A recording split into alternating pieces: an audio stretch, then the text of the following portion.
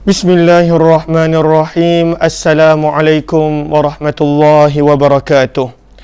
Bismillah, alhamdulillah, wassalatu wassalamu ala habibillah Sayyidina Muhammad ibn Abdillah wa ala alihi wa sahbihi wa mawalah.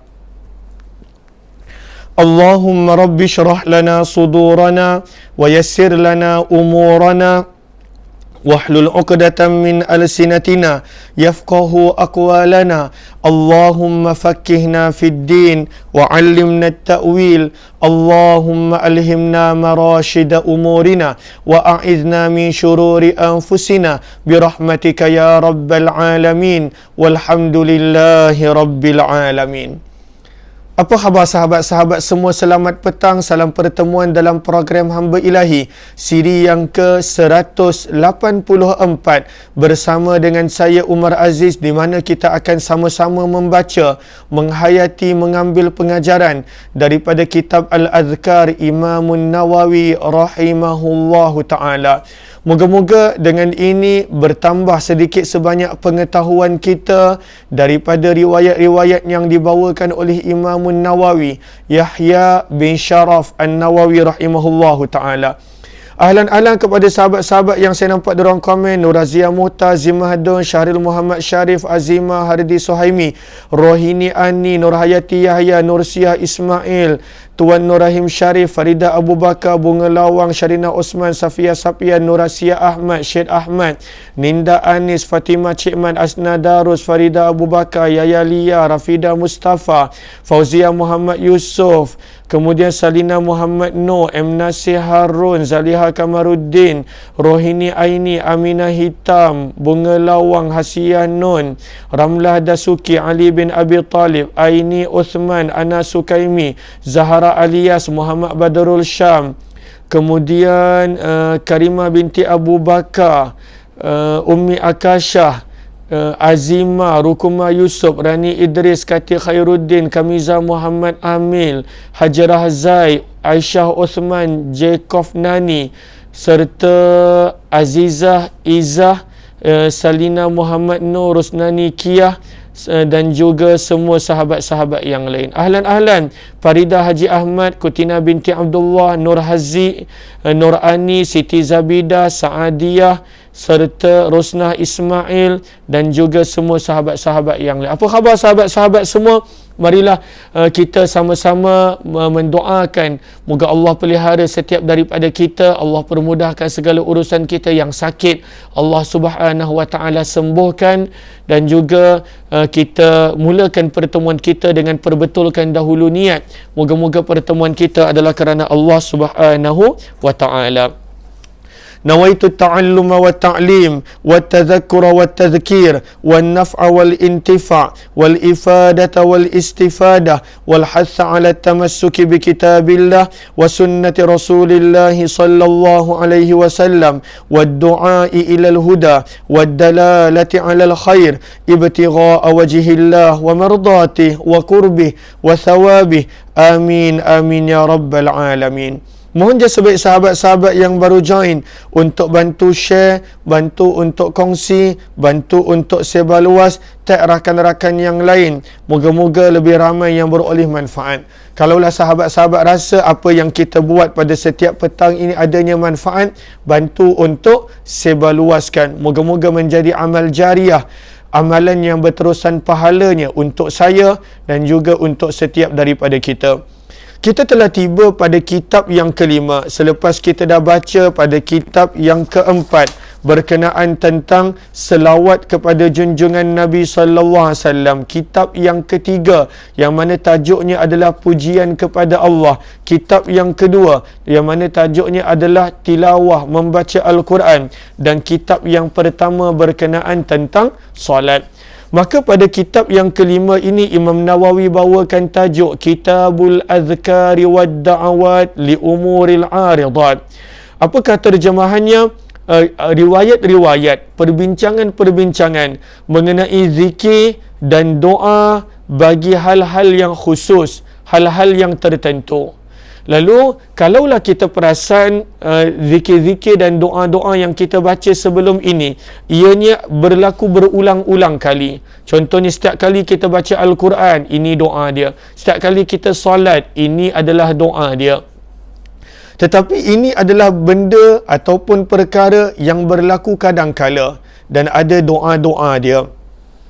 Sebab itu Imam Nawawi terangkan di awal kitab ini, kata Imam Nawawi, i'lam annama zakartuhu fil abwabis sabiqah yatakarraru fi kulli yawmin wa laylah ala hasbi ma taqaddam wa tabayyan.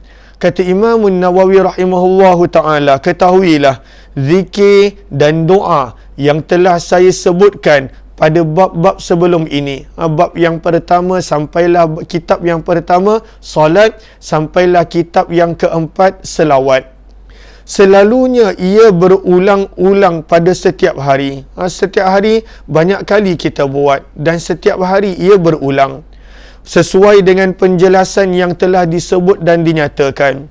Kata Imam Nawawi, wa amma ma azkuruhul an, dan apa yang bakal saya sebutkan pada bahagian ini, apa yang bakal disebutkan pada bahagian ini, maka kata Imam Nawawi, pada bahagian ini saya cuba untuk menjelaskan. Maka azkar wa da'awat takunu fi awqat li asbabin aridat. Kata Imam Nawawi, saya nak cuba sebutkan mengenai zikir-zikir, doa-doa pada waktu yang khusus, waktu yang tertentu, atas sesuatu insiden yang mendatang. Terjemahan mendatang kena tambah kerana aridat.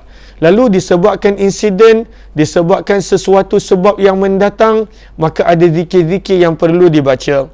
Kata Imam Nawawi, oleh kerana itu saya tidak akan menukilkan perkara ini dengan turutan, sebab ianya berlaku secara mendatang. Contohnya istikharah kita baca, maka ianya tak ada turutan. Seperti mana dalam bab berkenaan dengan selawat, ada turutan yang Imam Nawawi sebut. Ketika mana dalam pujian pada Allah ada turutan-turutannya. Dalam bab solat, kitab solat, lagilah ada turutan dia. Namun di sini kata Imam Nawawi, saya akan datangkan sahaja bab-bab tersebut tanpa mengikut turutan. Lalu yang pertama yang hari ini adalah berkenaan tentang istikharah. Tentang istikharah. Kata Imam Nawawi, babu du'ail istikharah. Bab yang pertama berkenaan dengan doa istikharah. Lalu sebenarnya orang selalu buat istikharah pada waktu itu bila nak berkahwin. Bila nak berkahwin, dia akan istikharah. Ataupun kalau macam sahabat-sahabat yang mana banyak dah berkahwin, dah ada anak, dah ada cucu dah pun, maka pada waktu tu mungkin istikharah untuk pilihan menantu ataupun calon untuk anak. Tetapi sebenarnya istikharah bukanlah untuk nikah sahaja. Sebenarnya istikharah pada setiap perkara. Apakah maksud istikharah? Sahabat-sahabat catat. Maksud istikharah adalah sual khairil amrain minal fi'li wat tark. Apakah maksud istikharah? Soal, meminta, dalam kurungan kepada Allah, perkara yang terbaik daripada dua pilihan. Sekurang-kurangnya dua pilihan. Kalaulah ada tiga pilihan, tetap dipanggil istikharah. Lalu apakah istikharah? Soal, permintaan dalam kurungan kepada Allah tentang perkara terbaik daripada dua pilihan, sama ada untuk melakukan ataupun meninggalkan. Contohnya, ada pilihan pekerjaan, ada dua pilihan pekerjaan, maka istikharah. Ataupun pekerjaan tu satu, tetapi ada dua pilihan, nak terima ke ataupun pada waktu tu tak nak, tetap dikira dua pilihan walaupun kerja tu satu. Sama juga macam contoh nak kahwin, pada waktu tu pasangan tu satu, calon tu hanya satu, tetapi ada dua pilihan, nak terima ke ataupun nak tolak. Ataupun contoh ada dua calon ataupun lebih, nak calon yang mana? Maka pada waktu itu istikharah. Apakah istikharah? Su'alu khairil amrain minal fi'il wat tark wa ghairih. pada waktu itu meminta kepada Allah perkara yang terbaik daripada dua pilihan, sama ada untuk melakukan ataupun untuk meninggalkan. Istikharah. Dan kita nampak pada sahabat Nabi SAW, mereka pada waktu itu kerap pada waktu itu meminta daripada Allah apakah yang terbaik dalam sesuatu pilihan. Imam Nawawi bawakan riwayat yang ke-354. Kata Imam Nawawi rahimahullahu ta'ala, rawaina, kami telah riwayatkan fi sahihil Bukhari, dalam sahih Bukhari. Kata Ibn Allan rahimahullahu ta'ala, riwayat ini ada diriwayatkan juga oleh Sunan Tirmizi, Abu Daud, Nasai dan juga Ibnu Majah. Lalu ada dalam Tirmizi, Abu Daud, Nasai dan Ibnu Majah. Termasuklah dalam Sahih Ibnu Hibban. Daripada siapa sahabat yang meriwayatkan hadis ini? Daripada Jabir bin Abdullah. Riwayat tentang istikharah banyak. Dia punya perawi sahabat pun ramai. Di sini Imam Nawawi memilih untuk membawa riwayat Jabir bin Abdullah. Tetapi kata Ibnu Allan rahimahullahu ta'ala, riwayat tentang istikharah diriwayatkan oleh sahabat yang lain. Contohnya, siapakah sahabat-sahabat yang meriwayatkan? Abu Hurairah, Abu Sa'id Al-Khudri, Abdullah bin Mas'ud, Abu Ayyub, kemudian Abdullah bin Abbas dan juga Abdullah bin Umar dan beberapa sahabat yang lain. Lalu setiap riwayat ini kadangkala ada sedikit sebanyak perbezaan pada perkataan dia. Makna dia sama tetapi perkataan dia berbeza. Nanti kita akan nampak. Lalu ada lagi banyak riwayat-riwayat sahabat-sahabat yang lain berkenaan tentang istikharah. Namun yang kita nak baca adalah riwayat Jabir bin Abdullah. Lalu Jabir bin Abdullah berkata, baginda Nabi SAW mengajar kepada kami doa istikharah dalam segala urusan. Dalam segala urusan. Maksudnya istikharah tu bukanlah dalam ketika mana perkahwinan je. Fil umuri kulliha, kata Jabir bin Abdullah, dalam segala urusan, segala perkara. Contohnya pada waktu tu nak masak apa, tak ada masalah, boleh istikharah. Sama ada pada waktu tu nak pergi ke tak tempat ni ataupun tidak, tak payah pergi, maka boleh istikharah. Maka sebenarnya kita boleh minta pada Allah untuk bimbing kita buat keputusan yang terbaik apabila ada pilihan untuk melakukan perkara tersebut. Maka istikharah dibolehkan pada urusan perkara yang diharuskan, tetapi pada waktu itu tak boleh istikharah berkenaan tentang perkara yang wajib. Tentang perkara yang wajib yang pada waktu itu mudhik ataupun pendek waktunya. Kalaulah perkara wajib, maka itu kena buat. Itu adalah tanggungjawab. Janganlah pula nak istikharah, nak solat maghrib ke tak payah. Maka tak ada istikharah pada perkara yang wajib.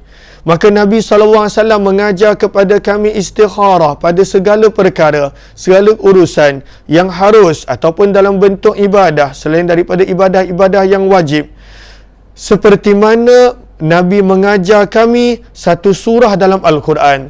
Macam mana Nabi mengambil berat nak ajar kepada kami surah Al-Quran, begitulah Nabi mengambil berat untuk mengajar kepada kami istikharah. Sebab itu kata Ibnu Allan rahimahullahu ta'ala, pada kenyataan Jabir bin Abdullah, Nabi mengajar kami istikharah seperti mana mengajar kami satu surah daripada Al-Quran. Kata Ibnu Allan rahimahullahu ta'ala, fafihi sya'nul i'tina'i bi sya'ni salatil istikharah wa du'aiha li'azimi naf'ih. Maka di sini kita nampak betapa Nabi mengambil berat untuk pada waktu itu mendidik para sahabat dengan istikharah kerana besarnya pada waktu itu manfaat dia.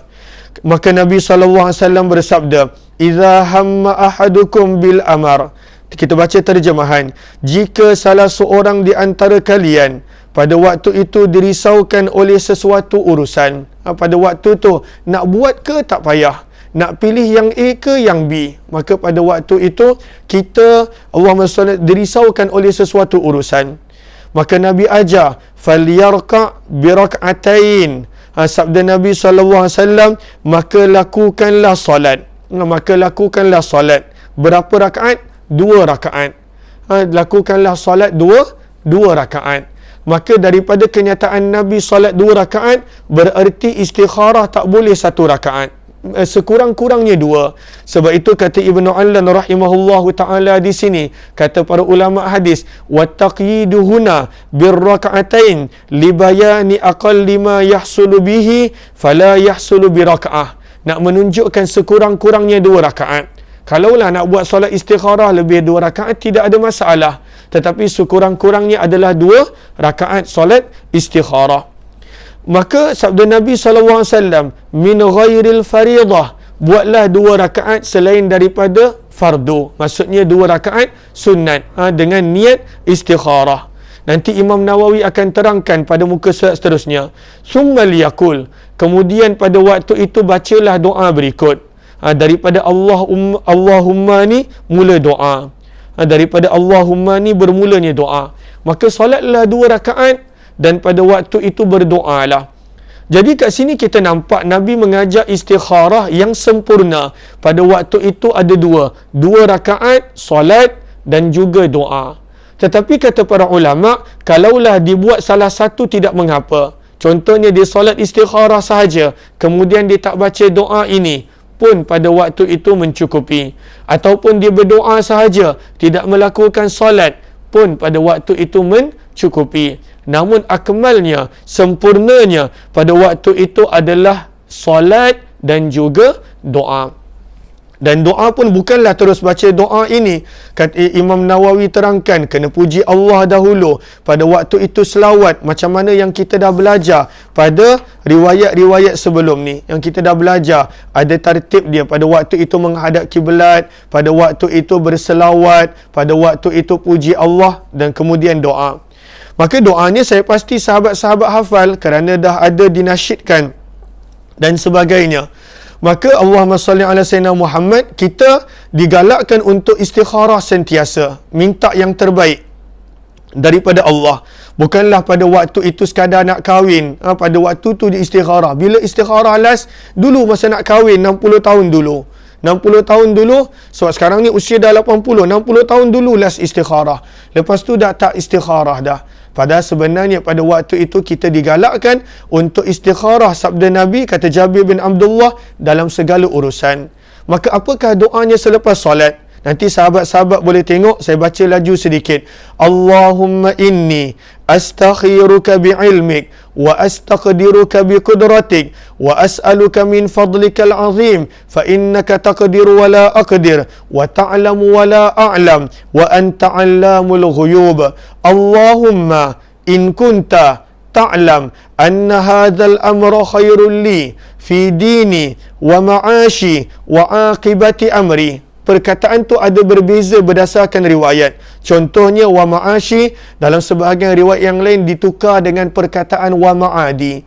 Lalu sedikit sebanyak pertukaran itu ada perbezaan, yang mana-mana riwayat pun sebenarnya adalah boleh diamalkan.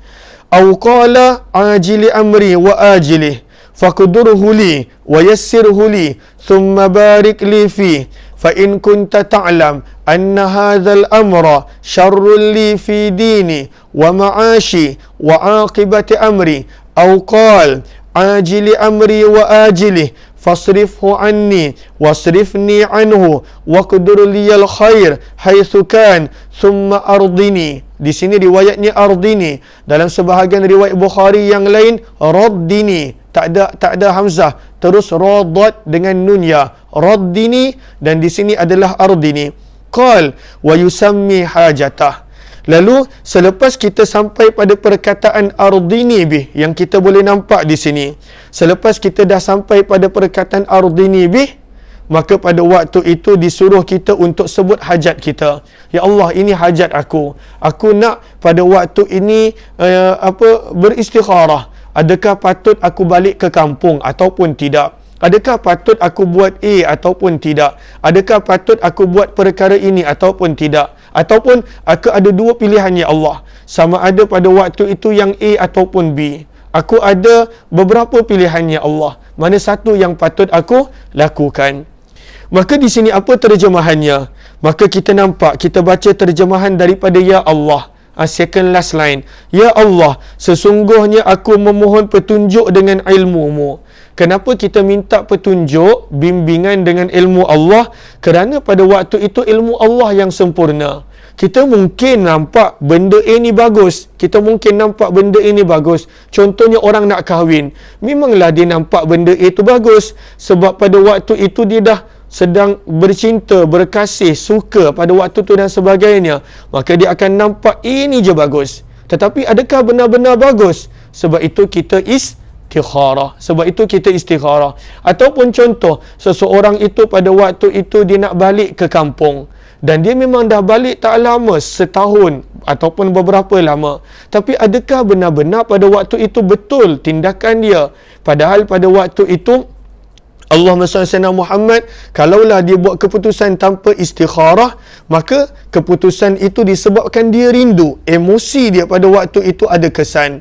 Maka seseorang yang tak buat istikharah, maka tindakannya adalah berdasarkan emosi dia. Cinta, suka, rindu, benci, marah dan sebagainya. Sebab itu kita minta Allah bimbing kita. Allah pandu hati kita. Kenapa? Sebab, ya Allah, sesungguhnya aku memohon petunjuk dengan ilmu-Mu. Kerana ilmu Allah yang sempurna. Aku memohon ketetapan dengan ketetapan-Mu. Apa maksud ketetapan dengan ketetapan-Mu? Kerana tidak ada yang berlaku kecuali dengan kehendak-Mu. La haula wa la quwwah illa billah. Tak ada benda yang berlaku kecuali pada waktu itu dengan ketetapan Allah. Lalu sebab itu, ya Allah, aku memohon dengan ketetapan-Mu. Kemudian kita berkata lagi, wa as'aluka min fadlikal azim, dan aku memohon kepadamu dengan kurnia-Mu yang agung, dengan kelebihan kurniaan-Mu yang agung. Kerana daripada muka surat 232, kerana ini adalah sebab kenapa kita minta bimbingan dengan ilmu Allah. Kenapa pada waktu itu kita minta ketetapan dengan ketetapan Allah. Kenapa kita meminta dengan kurniaan Allah. Kerana apa kita sebut dalam doa? Kerana sesungguhnya Engkau yang maha berkuasa. Engkau yang memiliki segala-galanya. Sedangkan aku tidak ada kuasa. Dan sesungguhnya Engkau yang maha mengetahui, sedangkan aku tidak mengetahui. Lalu ini dua sebab kenapa kita nak minta istikharah dengan Allah. Kerana Allah yang berkuasa, kita lemah. Allah yang maha tahu, kita banyak benda yang kita tak tahu. Kemudian kita kata, Engkau maha mengetahui perkara yang gaib. Ya Allah, jika Engkau mengetahui perkara ini baik bagiku, untuk agamaku, kehidupanku dan akibat yang bakal ditimbulkan, atau mengatakan maksudnya perawi syak, perkataan mana yang Nabi SAW sabdakan, atau mengatakan perawi pada waktu tu dia syak, baik sekarang ataupun yang akan datang, maka takdirkanlah untukku. Ya Allah, kalaulah benda tu baik daripada tiga benda, daripada sudut agama, daripada sudut kehidupan, dan juga daripada sudut natijah, benda yang berlaku, maka kalaulah benda tu baik, Engkau tetapkanlah hati aku. Bahkan kita minta, ya Allah, mudahkanlah dia bagiku. Dan kemudian kita minta yang ketiga, kita minta pada waktu itu Allah takdirkan agar terjadi, Allah mudahkan. Dan yang ketiga, kita minta keberkatan. Kalaulah benda tu baik, daripada sudut agama, kehidupan dan juga natijah. Kemudian kita berkata dalam doa ini, ya Allah, dan jika Engkau mengetahui bahawa perkara itu buruk bagiku, sama ada untuk agama, kehidupan dan juga natijah yang bakal terhasil, atau mengatakan kita letak dalam kurungan perawi dia syak, perkataan apa yang Nabi sabdakan, perawi syak, baik sekarang ataupun yang akan datang, maka walaupun hati kita suka, walaupun pada waktu itu hati kita nak sangat benda tu berlaku, kerana hati ni dia buat tindakan kerana emosi, dia buat tindakan kerana emosi, dan padahal sebenarnya tindakan itu tak sepatutnya kerana emosi. Maka sebab itu kita minta bimbingan daripada Allah.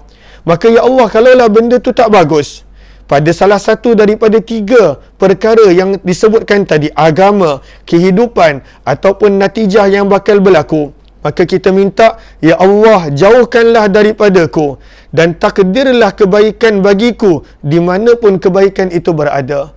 Kalaulah benda ni tak baik, ya Allah, jauhkan.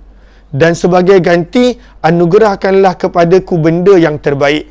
Kat mana pun benda itu ya Allah. Kemudian redailah aku dengan dia. Apakah maksud redailah aku dengan dia? Bagilah hatiku dapat menerima benda ni. Bagilah hatiku dapat menerima benda ni. Contoh, bukan senang seseorang pada waktu itu dia dah suka dengan seseorang. Dia dah suka dengan seseorang. Kemudian pada waktu itu bila buat istikharah, ada sahaja halangan untuk tu. Dan pada waktu itu ada sahaja isyarah menunjukkan benda tu tak baik.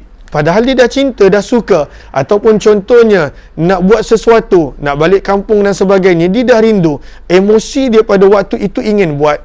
Tetapi bila dah istikharah, ada sahaja perkara yang mengatakan benda itu tak elok. Tak semestinya dalam bentuk mimpi, tetapi ada sahaja halangan yang berlaku. Maka sebab itu kita minta, ya Allah, jauhkanlah benda tu kalau tak baik, dan jadikanlah hati aku redha dengannya. Kemudian disebutkanlah hajat dia. Apakah benda yang mana dia nak minta? Perkahwinan, perjalanan, permusafiran, pekerjaan dan sebagainya. Allahumma salli ala Sayyidina Muhammad wa ala ali Sayyidina Muhammad. Ahlan-ahlan kepada sahabat-sahabat yang baru join, mohon jasa baik untuk bantu share, bantu untuk kongsi, bantu untuk sebar luas, tag rakan-rakan yang lain. Moga-moga lebih ramai yang beroleh manfaat. Kemudian kata Imam Nawawi, para ulama mengatakan, qala ulama, para ulama mengatakan istikharah sunat dilakukan dengan solat dan doa seperti yang disebutkan dalam hadis. Dua, istikharah itu sempurnanya adalah solat dahulu dan kemudian doa. Solat yang dimaksudkan di sini kata Imam Nawawi adalah solat sunat 2 rakaat. Solat sunat 2 rakaat dengan niat istikharah. Tetapi kata Imam Nawawi, tetapi boleh juga dengan 2 rakaat solat sunat rawatib, boleh. Contohnya kita buat solat sunat rawatib qabliyah, kita pada waktu tu niatkan sekali istikharah, boleh, tak ada masalah. Tak semestinya solat asing. Solat asing itu yang afdal, tetapi pada waktu itu rawatib, niatkan sekali istikharah, boleh. Begitu juga kata Imam Nawawi, tahiyatul masjid, niatkan sekali istikharah, boleh, tak ada masalah. Kerana istikharah ni nafil mutlak. Kata Imam Nawawi, maka boleh solat istikharah digabungkan dengan solat sunat rawatib, dengan tahiyatul masjid, ataupun solat sunat selainnya. Boleh, tak ada masalah. Kata Imam Nawawi, pada rakaat pertama, selepas membaca Al-Fatihah, maka bacalah surah Al-Kafirun. Dan pada rakaat kedua, bacalah surah Al-Ikhlas. Nak baca apa bila nak buat solat istikharah? Kata Imam Zainul Iraqi, tak ada hadis untuk ini. Tetapi inilah yang terbaik. Kerana maknanya pada waktu itu menyerahkan diri kita kepada Allah. Maka bacalah surah Al-Kafirun pada rakaat pertama, Al-Ikhlas pada rakaat yang kedua. Kata Imam Nawawi rahimahullahu ta'ala. Pada catatan ini, Imam Ibn Hajar tambah. Kata Imam Ibn Hajar, kalaulah boleh tambah rakaat pertama bersama dengan kuliah Al-Kafirun, pada waktu itu surah Al-Qasas ayat 68 hingga 70. Tambah. Maksudnya berserta dengan Al-Kafirun, bacalah surah Al-Qasas ayat 68 hingga 70. Wa rabbuka yakhluqu ma yasha'u wa yakhtar ma kana lahumul khiyarah. Kita boleh nanti rujuk dekat Al-Quran. Tambah kata Imam Ibn Hajar, walaupun tak ada daripada sudut riwayat, tetapi kerana maknanya makna yang baik, makna yang meminta apa kebaikan daripada Allah, maka kata Imam Ibn Hajar, beserta dengan Al-Kafirun, tambahlah surah Al-Qasas ayat 68 hingga 70. Dan rakaat kedua kata Imam Ibn Hajar, tambahlah bersama dengan Al-Ikhlas surah Al-Ahzab ayat 36. Surah Al-Ahzab ayat 36 kata Imam Ibn Hajar. Lalu kita boleh tambah di situ catatan tadi. Kata Imam Nawawi, jika tidak sempat melaksanakan solat 2 rakaat, tak sempat, tak tahulah apa yang disibuk sangat, mungkin nak cepat sangat kahwin, baru jumpa nak terus kahwin, tak sempat dah pada waktu itu nak solat, punya sibuk dia, tak sempat nak solat. Maka kata Imam Nawawi, cukuplah dengan doa, sekurang-kurangnya doa yang Nabi ajar tadi. Janganlah doa pun pada waktu tu kita tak buat. Maka berdoalah, kata Imam Nawawi. Kata Imam Nawawi, sunat memulakan dan mengakhiri doa yang dibaca dengan hamdalah. Mulakan dengan puji Allah. Janganlah pula tergopoh-gapah pada waktu tu terus berdoa. Puji Allah dahulu. Alhamdulillahi Rabbil Alamin. Hamdan yuafi ni'amahu wa yukafi'u mazidah. Ataupun dengan apa-apa pujian. Kemudian sertakan selawat dan salam kepada Nabi SAW. Jangan terus baca doa istikharah. Mula dengan adab doa, dengan pujian, dengan selawat dan salam. Kata Imam Nawawi, istikharah sendiri disunatkan dalam segala urusan, sebagaimana jelas tertera dalam lafaz hadis sahih ini. Maka bila nak buat istikharah bukan untuk nikah je. Bukan untuk nikah je. Kata Imam Nawawi, sunat dalam segala perkara. Dalam segala perkara. Maka pada waktu itu sunat untuk istikharah. Nak musafir, pada waktu tu nak ambil sesuatu tawaran, ataupun pada waktu itu nak ambil subjek yang mana, ketika mana nak sambung pelajaran, istikharah. Belajar untuk istikharah. Bukan sekadar untuk urusan perkahwinan sahaja. Kata Imam Nawawi, dan ini jelas tertera dalam lafaz hadis sahih. Selepas membaca doa istikharah, insya-Allah dada akan terasa lebih lapang. Lalu apakah kesan daripada istikharah? Walaupun tak nampak mimpi, tak semestinya nampak mimpi, tak semestinya nampak malaikat turun nak cakap begini-begini, tidak. So kurang-kurangnya, kata Imam Nawawi, petunjuknya akan datang bila kita minta bersungguh-sungguh dengan beradab. Hati kita terasa lapang dan dipermudahkan kalaulah perkara itu yang Allah ingin untuk kita lakukan. Kata Imam Nawawi rahimahullahu ta'ala pada riwayat 355 dalam kitab At-Tirmizi dengan sanad yang didaifkan oleh Imam Tirmizi sendiri dan ulama-ulama hadis yang lain, tapi kita dah belajar dah awal kitab bahawa hukum hadis yang daif boleh diamalkan pada perkara-perkara yang berkenaan dengan fadailul a'mal. Sayyidina Abu Bakar radhiyallahu anhu berkata, apabila Nabi ingin melakukan sesuatu, baginda akan berdoa dengan doa berikut, Allahumma khirli wakhtarli.